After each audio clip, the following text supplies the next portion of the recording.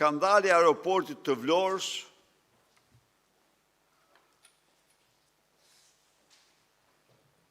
te i kalon si skenar çdo skenar tjetër të zhvilluar deri sot, por dhe çdo skenar filmash. Një ditë të bukur, Edi Rama me Lubi Ballukun vendosin të vjedhin qindra milion dhe shpallin për këtë qëllim ndërtimin e aeroportit më të madh në Ballkan, në qytetin e Vlorës, që si qark mund të ketë gjithsej 180.000 banorë, që banojnë aty. Aeroportin më të madh në Ballkan.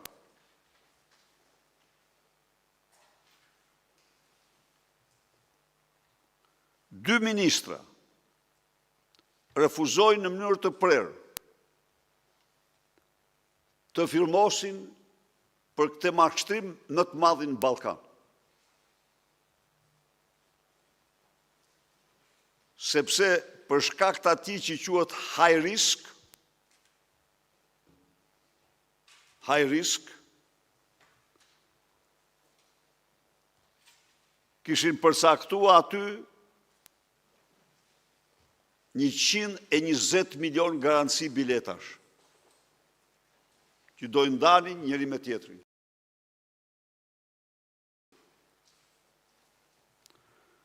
Pas kësaj,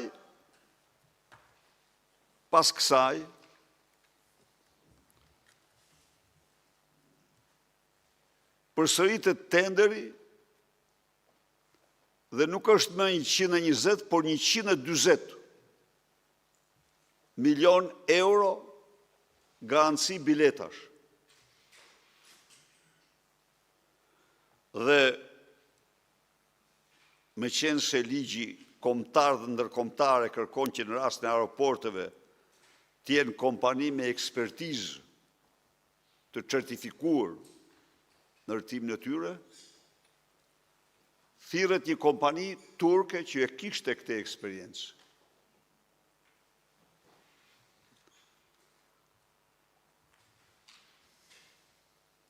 Natyrisht ajo thirrej si prestonom, sepse tenderi i jepet 48% asaj dhe pjesa tjetër 53%. Biznismenit të njohur dhe politikanit të njohur kosovar Bexhet Pacolli, por njëri pa asnjë eksperiencë në fushën e ndërtimeve të aeroporteve, siç kërkon ligji dhe rregulli. Tani çfarë ndodh? Pas firmosjes dokumentave, natyrisht prestonome duhet të ikën në punë vetë. Turku i thot, miru pafshim, se këtu janë Lubia me Ramën e me këta.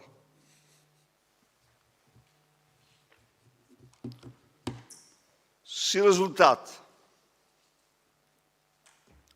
aeroporti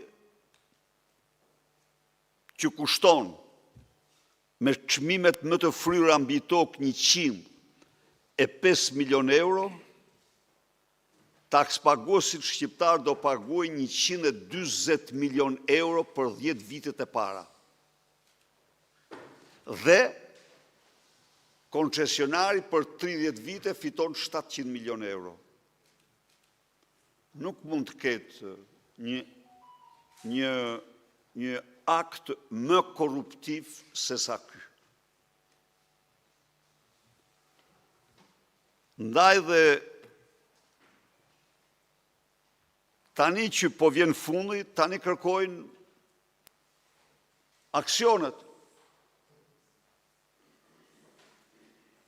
Tani që vjen fundi, ka disa variante. Një variante është se një grup i fuqishëm droge ka dorëzuar mbi 40 milion euro qeveritarve nuk ka dhana. Po ajo një gjë është e sigurt 100%, që Edi Rama, Belinda Balluku, Taulant Balla, të tre janë të angazhuar gjatë 2 javëve të fundit sipas dokumentave me të gjithë pushtetin e tyre në favor të një ortaku. S'kam asgjë me ortakun, as midis ortakëve, se s'hyet në atë, po fakti që e gjithë qeveria shqiptare futet për një ortak, do të thotë që është ortak vetë. Ortak vetë. Dhe e vërteta është që e kam denoncuar këtë krim, të paktën 4-5 herë. Nuk kam ditur këto punë të ortakëve, po kam ditur se është dhënë një garancie të mërshme për 600.000 bileta në vit, dhe çfarë do ishte nën 600.000 do e pagunin takspaguesit shqiptar. Në një kohë kur aeroport absolutisht nuk i bën dot 100.000 në muaj, në vit. S'ka ty. Nga Vlora, gjerën Kepler Stills, janë maksimumi 25.000 shtretër. Maksimumi. Tazam 30.000. Asnjë më shumë. Ku do shkoj, ku do e këta pasagjerë? Do flenë në natyrë?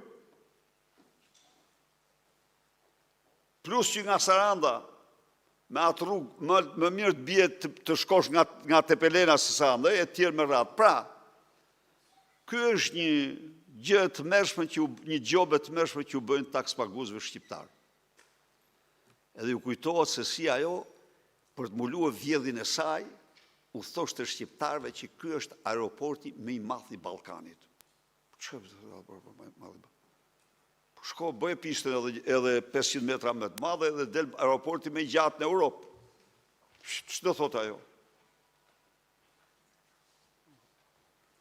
Pra, po zhvillohet një skenar si në Netflix. Si në Netflix. Po me personazhe të vërteta.